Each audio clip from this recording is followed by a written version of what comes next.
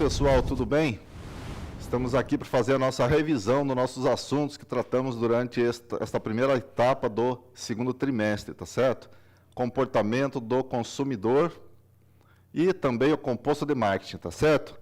Então, nós discutimos até agora comportamento do consumidor e composto de marketing, e hoje nós vamos fazer uma revisão desse conteúdo para a avaliação de vocês, tá bem? Então, todos que tiverem alguma dúvida, levanta o braço, volta, pergunta, porque às vezes a dúvida de um pode ser a dúvida do outro também. Então, pode perguntar sem problema nenhum, tá? Então, quais são as dúvidas? Alguém tem alguma dificuldade, não entendeu algum dos assuntos?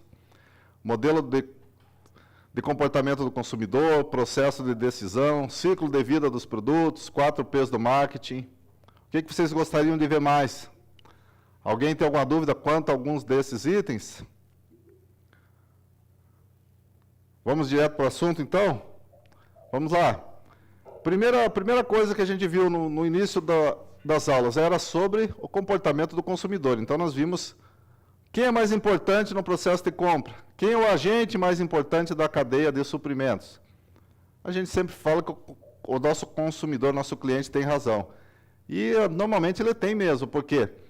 Porque ele financia todos os elos da cadeia. Então, olha essa frase, o profissional de marketing ou o profissional do agronegócio, vocês, técnicos do agronegócio, ou vocês, trabalhadores de qualquer profissão, que estejam na função de um profissional de marketing, que vocês estejam fazendo o contato com o cliente, vocês precisam atender às demandas do consumidor, ou seja, precisam atender aos desejos e às necessidades do consumidor, tá certo? Então, não é só o profissional do marketing que faz isso.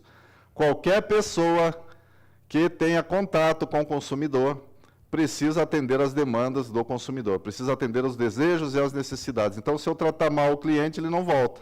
E eu vou deixar de vender, ele vai falar para outro que também não gostou e acaba fechando o meu negócio. Eu acabo perdendo o negócio que eu tenho, eu acabo deixando de vender o produto que eu tenho na minha propriedade. Tá?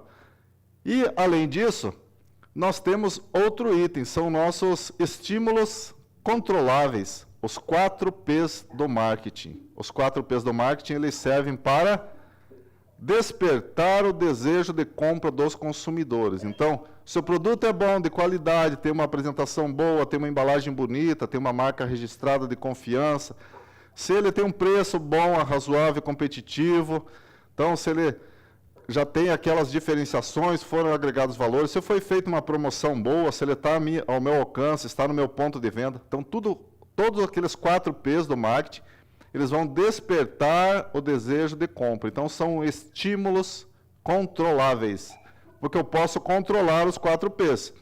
Eu não posso controlar aquelas variáveis, aqueles estímulos incontroláveis, tipo concorrência, economia, condições climáticas, isso eu não posso controlar.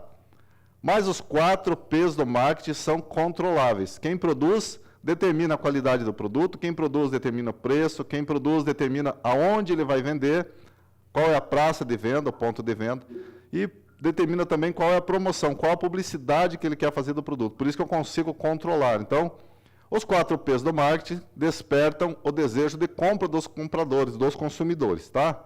Então, revisamos um item.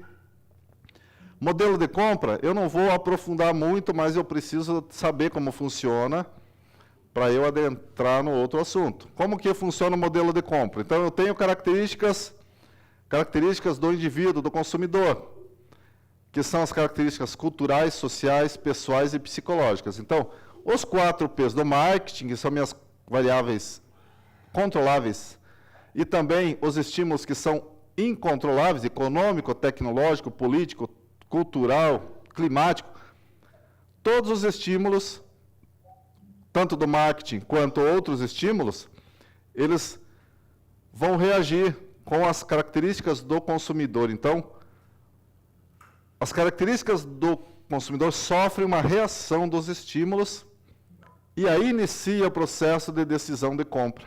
Correto? Então, como funciona? As características do consumidor sofrem reação dos estímulos e depois desperta o processo de decisão, inicia um processo de decisão, certo? Então, ficou bem nítido esse desenho, coloquei nos slides anteriores. Então, as características do consumidor, elas provocam reação aos estímulos que eu falei e influenciam o comportamento de compra durante o processo de decisão. Gravar essa frase? Bem fácil. Então, as características do consumidor provocam reação aos estímulos. Não é outra coisa, somente as características que provocam a reação. E os tipos de comportamento de compra? Então, nós temos, quanto mais complexo for a minha compra, mais participantes serão envolvidos e mais perguntas, mais questionamentos, mais ponderações serão necessárias para eu efetuar uma seleção boa do produto, para eu efetuar a melhor compra, tá certo? Isso acontece no dia a dia nosso. Então, as decisões mais complexas, o produto mais caro, o produto mais que exige melhor controle, que exige maior risco, então ele vai ser mais complexo. Então, a minha compra tem que ser bem pensada, ela tem que ser bem estudada, eu vou buscar mais informações, vou perguntar para quem entende, vou visitar mais lojas, vou procurar na internet. Então, vou ter mais ponderações, mais questionamentos. O que determina isso? Então, o grau de envolvimento do comprador ou dos compradores e mais o nível de diferença entre as marcas define os tipos de compra. Nós revisamos isso já nas aulas anteriores. Então, duas coisas que definem o tipo de comportamento. É o grau de envolvimento, quanto que eu vou me envolver na compra, quantas pessoas serão envolvidas, quanto tempo vou me envolver, e o nível de diferença entre as marcas. Quanto mais variedade, quanto mais especificidade tiver cada produto, cada item, então, também vai definir meu tipo de comportamento, tá bom? Então, eu mostrei para vocês já essa figura também, os tipos de comportamento. Já vimos nas aulas anteriores que o tipo complexo é aquele que oferece muito risco. E o tipo habitual, ele não oferece risco, correto? Habitual é aquele bem simples. Comprar um pacote de sal, comprar um litro de leite. Então, eu compro com frequência, o preço é baixo, custa pouco.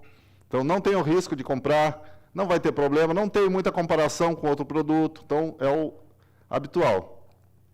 Em busca de variedade. A variedade já diz tudo.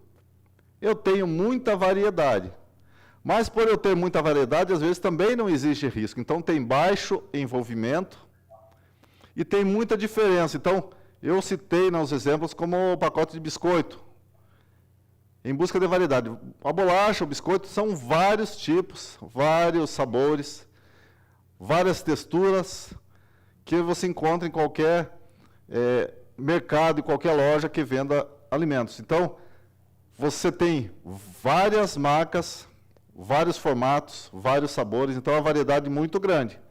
O cliente está buscando variedade. Tem risco comprar um pacote de biscoito? Não tem. Então, tem baixo risco, não custa tanto, é um preço bem acessível, então não vou ter risco. Se eu comprar, pode ser que eu não goste muito do sabor e tal, mas assim, o objetivo de eu saciar a fome, ele vai atingir esse objetivo. Então, esse tipo de comportamento nesse produto, ele não vai trazer muito risco para mim. Então, tem variedade, mas eu não tenho risco.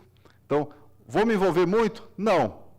Não preciso me envolver tanto. Eu olhei, a minha decisão vai ser uma decisão rápida, tranquila, mas eu posso até mudar de marca caso eu não encontre aquela marca, aquele modelo, aquele produto que eu sempre busco na prateleira de uma loja, tá certo? Então, esse tipo é em busca da variedade.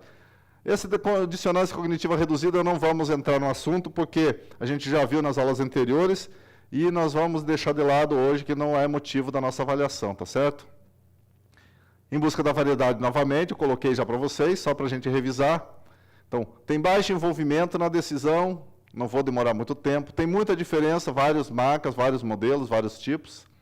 A variedade das marcas, o consumidor ele pode se arriscar por uma marca diferente. Então, as firmas que são líderes do mercado, elas recorrem a propagandas, degustações. Então, a merchandising, aquelas ações de merchandising que é a propaganda, está muito recorrente nesse tipo de produto. Então, a gente vê em lojas e supermercados, principalmente supermercados, tem muito.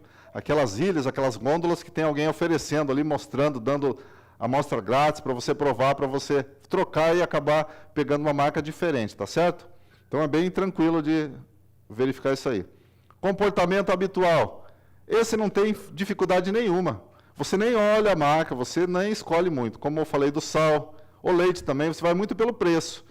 Você compra um pacote de leite de uma marca, se ele for o mesmo litro, mesmo volume, se ele for integral, por exemplo. Outra marca também vai ter as mesmas qualidades. Então você procura muito pelo preço, está disponível, está dentro do preço, sei qual é o preço, vou comprar. Então não vou ter risco, vou chegar em casa com esse produto, ele vai ser o mesmo daquela outra marca que já tinha comprado anteriormente. Então não tem risco na transação, na compra. Eu vou pagar pouco, então não é um custo tão elevado. E ele é comprado com frequência, então eu tenho o hábito de comprar muito. Não pode faltar em casa, tal. Sal de cozinha, como eu dei o exemplo, é outro item bem típico desse tipo de compra. Eu não vou me apegar com a marca, então eu vou comprar, mas se aquela marca sair do mercado, eu vou comprar outra, substituta, e não vai ter problema nenhum. E eu não vou fazer avaliação após a compra. Então, por que eu não faço avaliação? Porque sempre eu vou ter, assim, se torna costume, se torna hábito nosso, aquele tipo de coisa, aquele tipo de produto, e eu não tenho hábito de fazer avaliação quando é a rotina. Quando estou satisfeito, a gente não costuma, a gente cai na rotina e não faz avaliação pós-compra. Agora, se eu comprasse, por exemplo, um carro, um móvel novo para casa, um televisor, a gente sempre faz uma avaliação. Será que valeu a pena? Quando o custo é mais alto, a gente faz avaliação, mas nesse caso da compra habitual, a gente não faz avaliação após a compra, tá certo? E o processo de decisão, como que funciona? Preste atenção na sequência. Então, já brifamos bastante, já falamos bastante dessa sequência. Comportamento pós-compra é depois que você comprou. É aquela avaliação, ver se ele satisfez a sua necessidade. Você vai falar com o colega, com o vizinho, com o amigo, com o grupo, com a tua sociedade. Se esse produto foi bom, então você vai fazer comentário positivo ou negativo do item. Mas você só faz isso quando o teu produto foi uma compra complexa, quando o teu produto foi caro, gerou risco. Então, assim, é um produto que te traz bem-estar, que te traz satisfação, que te traz estima. Então, você acaba comentando com outras pessoas, você tem um comportamento pós-compra. Então, depois que você comprou. Então, esse é o último item do nosso processo de compra. Quando que ele começa? Quando eu senti a necessidade de efetuar uma compra, tá? Eu estou vendo que muita gente está de touca na sala, está usando uma touca. Eu também tenho a minha aqui na blusa, tá certo? Então, quando que a gente vai comprar uma touca? A gente não vai comprar touca no verão. Ah, eu vi a necessidade no inverno, vou comprar uma touca, estou precisando, minha orelha está fria hoje. Vamos fazer uma... Reconhecemos a necessidade, é um processo de compra. Então, vamos buscar por informações. Que tipo de produto que eu estou procurando? É o segundo passo. Vou buscar o produto que atenda a minha necessidade. Vou avaliar todas as alternativas. Então, quando eu vou buscar informações, eu vou ver preço, vou ver tempo de entrega, se eu for comprar pela internet, tá certo? Eu vou ver a textura, vou ver a cor do produto, tudo isso eu vou avaliar, tá? Então, busca por informações. Eu pego as informações de vários itens semelhantes, daqueles que me atendem. E depois, quando eu vou avaliar as alternativas, eu vou colocar no papel e vou pesar as alternativas para ver qual é a melhor. Ah, eu quero esta, mas essa está mais em conta, essa aqui eu não provei ainda, eu não vi. Eu quero comprar o produto que melhor me atenda. Então, o momento de avaliação das alternativas é o mais importante de todos no processo de compra. Por quê? Porque se você escolher o produto errado, você pode se arrepender depois. Então, a avaliação das alternativas é a etapa central. Pode ver que ela fica no meio de todas as etapas ali. A avaliação das alternativas, você vai colocar preço, qualidade, durabilidade, comentário dos amigos. Normalmente os amigos influenciam, tá? A tradição pela marca, se você tem o hábito de comprar uma determinada marca, você vai avaliar, vai colocar em consideração. Se o preço for semelhante, você vai comprar a mesma marca que sempre comprou, tá bom? Então, a avaliação das alternativas é a etapa muito importante. Decisão da compra. É a hora que você vai dizer o sim para o vendedor, tá certo? Vocês, como vendedores de produtos agropecuários, a hora que o cliente, o consumidor final chegar para vocês, eu quero o produto, vou levar. vocês vão separar e vão preparar para ele. Então, decisão de compra, você já fez a avaliação das alternativas. Então, é o momento que você já decide e finaliza a transação, finaliza a sua compra, correto? Alguém tem alguma dúvida? Se eu perguntar novamente qual é a alternativa, qual é a etapa mais importante, saberiam dizer? Qual é a etapa central do processo? Alguém arrisca? Vamos lá, pessoal? Quem quer ganhar um ponto na prova? Estamos falando da avaliação. Tá certo, tudo bem, muito bem para vocês. Então, ganharam um ponto na prova aí. Vamos lá. 4 P's do marketing. Eu coloquei só para ilustrar, você já sabe que são produto, preço, praça e promoção. Praça ou ponto de venda é a mesma coisa. São as variáveis controláveis, são os estímulos controláveis que definem a reação das características do consumidor e que vão provocar o processo de compra, tá? Mas o que seria isso? Para que serve os 4 P's do marketing? Olha ali, 2 coisas bem destacadas. Os 4 P's do marketing são instrumentos básicos da administração de mercado ou mercadológica de qualquer negócio. Então, os 4 P's, elas estão presentes em qualquer negócio, em qualquer mercado ao redor do mundo, tá certo? Qual que é o objetivo disso? Então, é um composto de elementos, é um composto de marketing. Então, as empresas realizam para quê? O principal objetivo é despertar o desejo de compra dos consumidores. Tá? Vocês prestaram atenção que é a segunda vez que eu estou colocando esse item. Qual é a importância do composto de marketing? 4 P's. O objetivo é despertar o desejo de compra, tá certo? Podemos ir em frente? E o que exalta as qualidades do produto e agrega valor ao produto? Vocês lembram das 3? A gente já viu isso. Embalagem e apresentação dos produtos. Agrega valor. Registro de identificação geográfica e denominação de origem. Agrega valor. E descomoditização agrega valor. O que eu comentei com vocês logo no início é sobre a denominação de origem. Ontem eu vi uma matéria que a Embrapa deu entrada no sistema de denominação de origem para tornar o pinhão paranaense um produto com selo de qualidade e denominação de origem, pinhão paranaense. Tá? Então, está em estudo, vai ser feita uma avaliação pelos órgãos internacionais e, provavelmente, nós vamos ter aí uma agregação de valor. Você vender pinhão para outros estados com selo paranaense, com selo regional ou local, é muito bom, porque agrega valor. Tá? Então, pode até não ter embalagem por enquanto, mas aí serão criadas embalagens específicas para esse tipo de produto, com valor agregado, tá? Valor agregado do selo e valor agregado da embalagem, então é muito bom. E descomoditização, já falamos também. Lembra daquele exemplo da carne? Lembra que eu falei? Se a carne brasileira é uma commodity, eu vendo carne em pranchas, em pedaços grandes, congelada. Coloco nas embalagens e envio para o exterior.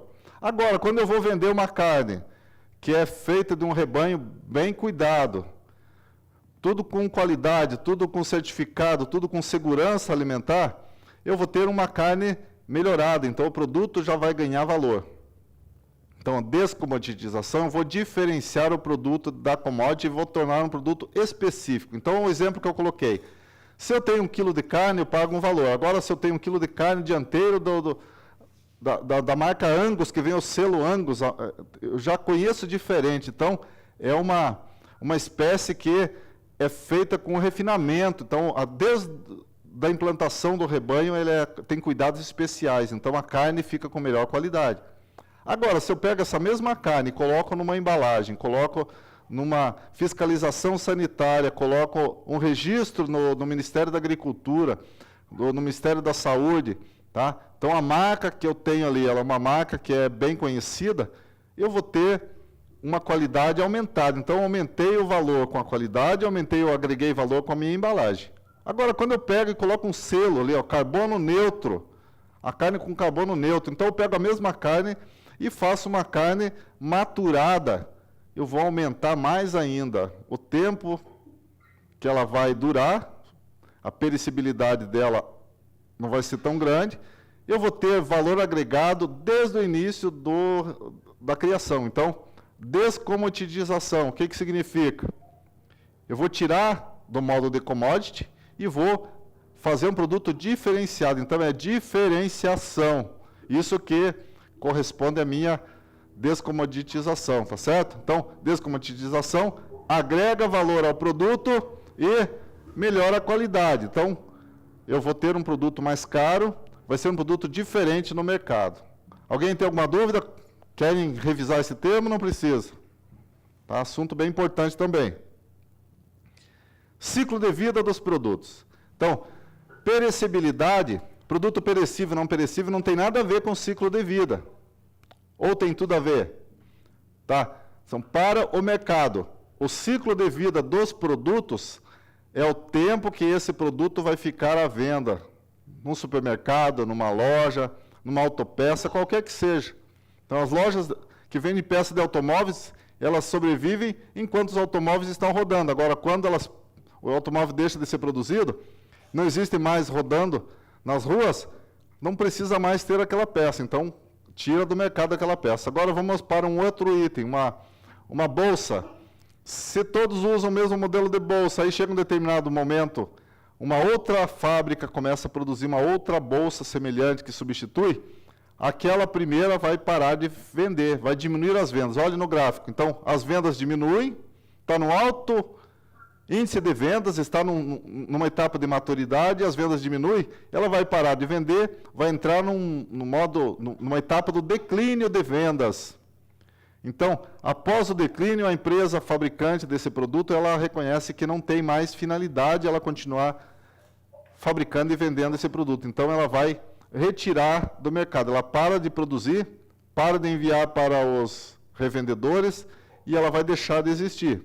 Então, encerrou o ciclo de vida. Ah, mas professor, quando começa o ciclo de vida? Então, vamos lá desde o início. Cada empresário, cada fabricante, eles têm uma sala, um local dentro das empresas que trabalha com as criações. Pessoal que pensa em lançar produtos novos. Então, as empresas criam os produtos iniciando pelo processo de desenvolvimento. Preste atenção nessa sequência. Sequência do desenvolvimento. Primeiro vão desenvolver o produto novo. Depois eles vão introduzir no mercado. Tá? Depois que introduzir no mercado, começa a fazer merchandising, promoções, publicidade, vai iniciar o período de vendas, as outras lojas, outros estados, outros países começam a conhecer o produto, começam a comprar também. Então, há um aumento na fabricação, há um aumento das vendas e vai ter crescimento nas vendas. Então, a etapa do crescimento ela é mais importante. Então, a fábrica ela deve estar preparada para atender às demandas dos consumidores. Então, aumentou as vendas, chegou na etapa da maturidade, quando chega no auge. Então, chegou no limite, a fábrica não consegue mais fabricar, porque o limite de produção diária é tanto. Ela tinha um turno de trabalho, passou para 2, agora está com 3 turnos, trabalha 24 horas e é só aquele o limite dela. Ou ela monta uma fábrica nova, ou ela vende aquele limite. Tá? Está na etapa da maturidade. E depois dessa etapa, eu já comentei, só existe um caminho. Ela pode permanecer na maturidade quantos anos ela conseguir. Mas as empresas, normalmente, elas lançam produtos não para durar a vida toda, porque os desejos das pessoas mudam. Então, assim, as vontades das pessoas mudam, as necessidades das pessoas mudam, e as pessoas têm tendências novas, as tendências culturais vão mudando e aqueles produtos vão deixando de ser vendidos, tá certo? Então, vai chegar uma hora que aquele produto vai parar de ser produzido. E aí entra no declínio das vendas, declínio do lucro, então encerra a produção daquele produto e coloca um outro produto no mesmo local. Começa a produzir outro item que já foi desenvolvido, tá? Então, qual a sequência correta? Vamos repetir todo mundo junto? Vamos repetir juntos? Primeira etapa, desenvolvimento, correto? Segunda etapa, qual é? Alguém para ajudar? Vamos lá? Alguém arrisca? Introdução, professor. Introdução. Terceira etapa, crescimento. Quarta etapa, maturidade. E última etapa, declínio. Todos gravaram a sequência? Alguma dúvida? Então ninguém vai errar na prova, correto? E os serviços? Quais são as características dos serviços? A gente já viu isso várias vezes. Vocês lembram da característica da intangibilidade? Qual seria? Alguém falou? Então, característica da intangibilidade significa que os produtos, os serviços considerados produtos, eles não podem ser vistos, tocados ou sentidos, ouvidos ou cheirados antes de uma compra. Você não vai comprar a mão de obra, eu quero ouvir a mão de obra, não tem como. Quero sentir a mão de obra, não tem. Então, serviço que é negociado como produto, é vendido, ele tem uma característica intangível, não pode ser tocado antes de você comprar. Tá certo? Dúvidas? Alguma pergunta? Outra característica, variabilidade. Essa é muito importante. Por quê? Porque o serviço ele pode variar muito de quem executa, quando executa, onde executa e como é executado, tá certo? Então, eu vou mudar o resultado do meu serviço. Eu vou falar da mão de obra novamente. Eu contratei alguém para pintar minha casa. Essa pessoa que era o mestre, o perito dos pintores, o melhor pintor da cidade, ele não pôde vir no dia que estava combinado. Para ele segurar o serviço, o que ele faz? Ele convida o amigo dele para ir pintar a casa. Será que vai sair na mesma condição que eu solicitei, que eu desejei que fosse? Então, não é uma coisa simples, parece, mas não é. Então, existem serviços que exigem qualidades específicas. Essa característica é chamada de variabilidade. Alguém tem alguma dúvida? Alguém não conseguiu entender direitinho? E inseparabilidade, o que é? Inseparabilidade. O pintor que eu contratei para minha casa, ele não pode ser separado da mão de obra daquela qualidade que eu desejo. Então, ele não pode ser separado de quem faz, de quem provém, do seu provedor. Tá certo? Então, por esse motivo, eu tenho essa característica da inseparabilidade. Não consigo separar quem executa daquele serviço que eu desejo, correto? Tem que ser aquela mesma pessoa ou aquela mesma máquina. Se eu vou colher uma lavoura de feijão com uma máquina, eu não posso usar uma máquina diferente que não seja específica para a colheita. Então, eu não consigo separar, inseparabilidade. E perecibilidade, que vai chegar um momento que eu não preciso mais. Eu queria pintar a casa para a festa de final de ano. Eu queria pintar o muro da minha escola para a formatura. Só que aí chegou o momento, aconteceu o evento e acabou o tempo previsto. Eu não consigo mais fazer. Então, não pode ser separado, não pode ser feito depois da data prevista. Tem várias situações que eu consigo relacionar à perecibilidade. Acaba perecendo o tempo, tá certo? E, por fim, nossos pontos de venda, atacadista e varejista. Isso aqui eu coloquei novamente, vai ter assuntos também na nossa prova. E vocês erraram bastante na avaliação anterior. Quem são os atacadistas? Atacadistas vendem em grande quantidade. Eles compram dos fabricantes. Então, atacadista é o elo que fica no meio da cadeia. Então, ele compra do fabricante e vende para o varejista. Então, o A vem antes do V, no alfabeto, não vem? Então, o atacadista vende para o varejista. Então, quem que vende para o consumidor final? O consumidor é o último ponto lá da nossa cadeia de suprimento. Se o atacadista vem antes do varejista, o varejista que vende para o consumidor. Então, não troque, não confundam. O varejista vende diretamente para o consumidor final numa cadeia normal, tá? Então, ele pode ser independente, pode ser um comerciante autônomo sozinho, ou pode ser em rede. Redes de supermercados, redes de loja, redes de departamentos, shopping centers. Então, o varejista atende diretamente o consumidor final. Todas as lojas que a gente vê na cidade são lojas de varejo. Algumas atende atacado também, que vende para outras lojas, vende para outros intermediários, mas a maioria, os varejistas, normalmente vendem somente para os consumidores, tá bem? E quem que promove treinamentos, financiamento, assistência, assessoria? Normalmente quem dá assessoria não é o varejista. O varejista vende e passa aquilo que ele aprendeu, aquelas informações que ele traz para nós que compramos, ele trouxe lá do atacadista. O atacadista treinou ele para vender aquele produto. Então, quem dá o treinamento inicial são os atacadistas, tá? Ele que treina os vendedores das lojas para que ofereça o produto correto, da maneira que tem que ser. Alguém tem alguma dúvida, diferenciação entre os dois?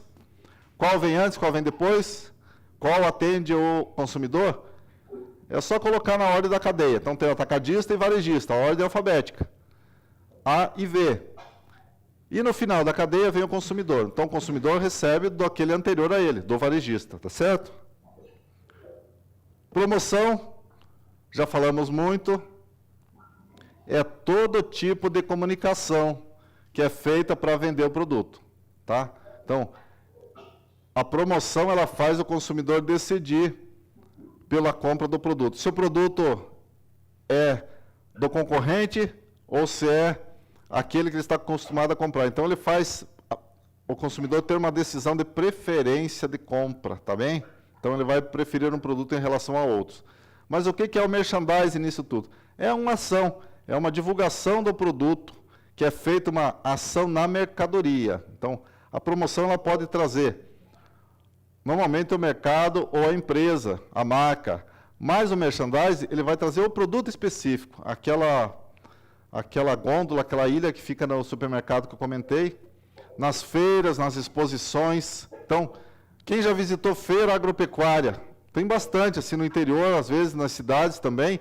Tem grandes feiras, tem vários tipos de produto, desde produtos alimentícios, restaurantes, tem bancas de comidas típicas da região e tem empresas que vendem produtos, vendem máquinas, vendem automóveis, tem de tudo aí nessas feiras. Então, merchandising, o que é?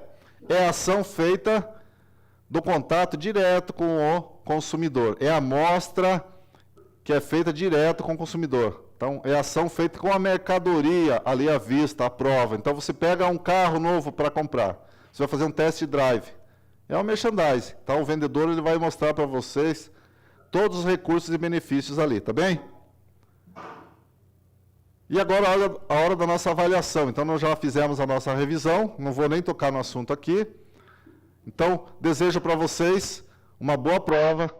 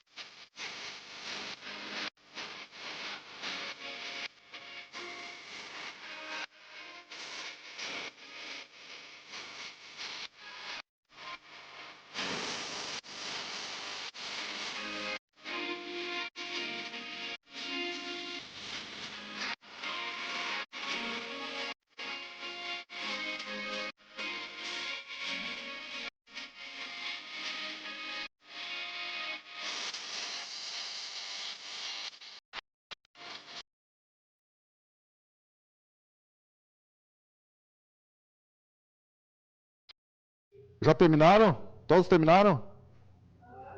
Então vamos, pessoal. Estava difícil? Muito? Não? Vamos fazer uma revisão rápida aqui para a gente ver como que ficaram as respostas. Vocês anotaram aí no gabarito de vocês? Quais respostas deram? Vamos dar uma passadinha rápida aqui só para a gente fazer a correção. Enquanto a professora está vendo as notas de vocês lá. Vamos lá, primeira questão. Nós falamos da avaliação das alternativas. Era isso mesmo? Alguém não acertou? Todos acertaram? Pode aumentar a tela para eles.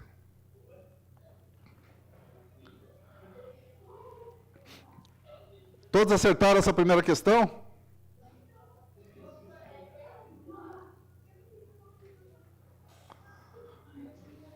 Dúvidas? Não? Vamos passar para a segunda. Segunda questão, sobre serviços. Caiu na primeira prova sobre intangibilidade e agora caiu de novo. Então, quem acertou na primeira, acertou de novo. Alguém não acertou essa questão aí? Levanta o braço. Estava fácil, não estava? Então, só tinha uma resposta com intangibilidade ali, ó, tá? Questão 3, essa já era um pouco mais difícil, mas falava da sequência do ciclo de vida dos produtos. A gente viu isso lá no início, vimos na revisão, não estava difícil. Então, primeira etapa era desenvolvimento. Era a mesma questão da primeira avaliação, não é? Só que foram invertidas as respostas. Era a mesma coisa. Tá? Mudou pouca coisa aí, não foi? Então, a letra A, que era a resposta verdadeira. Começa com desenvolvimento, depois introdução, depois crescimento, maturidade, por último declínio. Certo? Todo mundo concorda com essa resposta? Vamos lá, vamos para frente. Próximo agora. Essa é um pouquinho mais difícil, mas nem tanto. Verdadeiro ou falso? Então, as duas primeiras eram verdadeiras e as duas últimas eram falsas. Mas como assim? Tá. Compra habitual, eu falei bastante na revisão. Era muito simples. Produto apresenta baixo custo, não envolve risco na transação, é comprado com frequência. Então, compra mais simples, tipo de compra, tipo de comportamento habitual. A segunda, as decisões mais complexas de compra envolve mais participantes e mais ponderações. Também falamos isso. Falei exatamente como está escrito ali, tá? Eu tirei da prova para colocar no slide, para ficar exatamente como está ali. Então, quem estudou, quem viu, quem prestou atenção na revisão, não teve dúvidas. Se eu determinei que as duas primeiras são verdadeiras, não existe outra alternativa. Vou direto na resposta, não preciso nem ler as duas últimas afirmativas ali. Vocês viram como que a gente faz a exclusão? Se as duas primeiras eu tenho certeza que estão certas, eu já elimino A, B e C. Tá? Então, somente a letra D começa com as duas verdadeiras. Vocês viram ali? Então, não precisei ler as duas últimas alternativas ali. As características do consumidor nunca provocam reações. Elas sempre provocam reações aos estímulos. Então, era falsa. E o tipo de comportamento de compra em busca da variedade é identificado quando há autoenvolvimento na decisão. Eu falei, repeti, na nossa revisão, que não havia autoenvolvimento. Tinha, sim, muitas diferenças entre as marcas, mas não tinha muito envolvimento, não. Tá? E para fechar,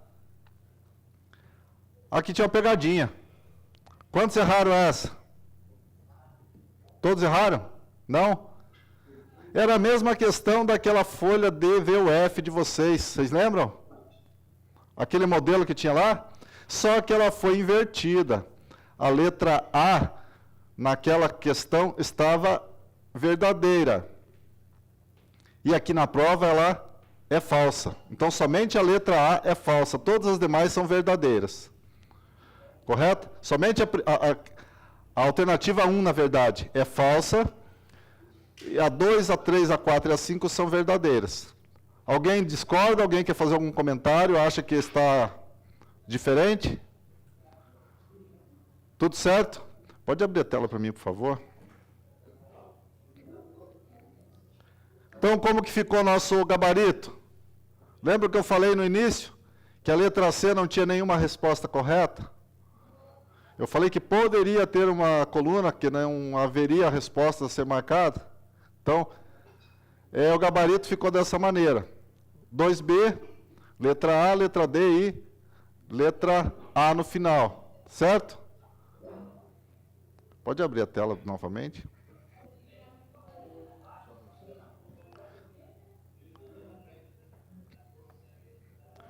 Pessoal, alguém quer fazer algum comentário sobre a nossa aula, sobre as nossas aulas até agora? Alguém quer dar alguma sugestão para os próximos eventos depois das férias?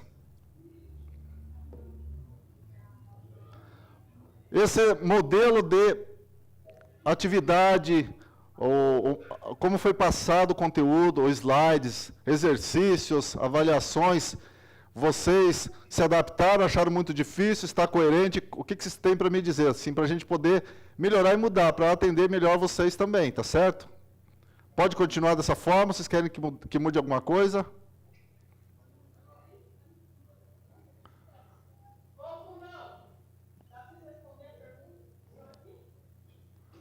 Vocês concordam com o modelo que foi apresentado, o modelo das aulas, o modelo de avaliações, exercícios, atividades? Está bem assim? Pessoal, eu sei que vocês vão ter na quinta-feira uma atividade na escola, correto? Quinta-feira vai ter uma atividade aí, tá? Então, assim, a nossa aula, ela está encerrando hoje, antes das férias. Então, a gente só vai se ver novamente depois do período do recesso. Tá? Desejar para vocês aí um bom descanso. A professora está fechando as notas agora aí. Eu já vou mandar para vocês. Já tem aqui, ó. Vocês já viram a nota que vocês tiraram? Tá? Não viram ainda?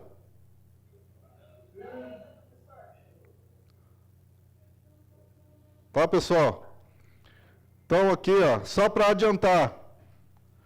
Vamos lá. Eu só vou ler aqui quem acertou todas. Alisson, Giane, Giovana, Kelly, Leandro, Letícia Letinski, Luana, Lucas, Paulo, Samara e Tainá. Então, quem acertou 4?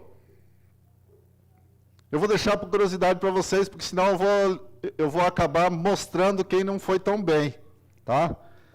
Então, assim, vocês podem pegar com a professora e a nota de vocês, tá? Só lembrando que na sexta-feira vocês vão ter também a revisão, a recuperação da aula do professor Luiz, correto? Estão cientes?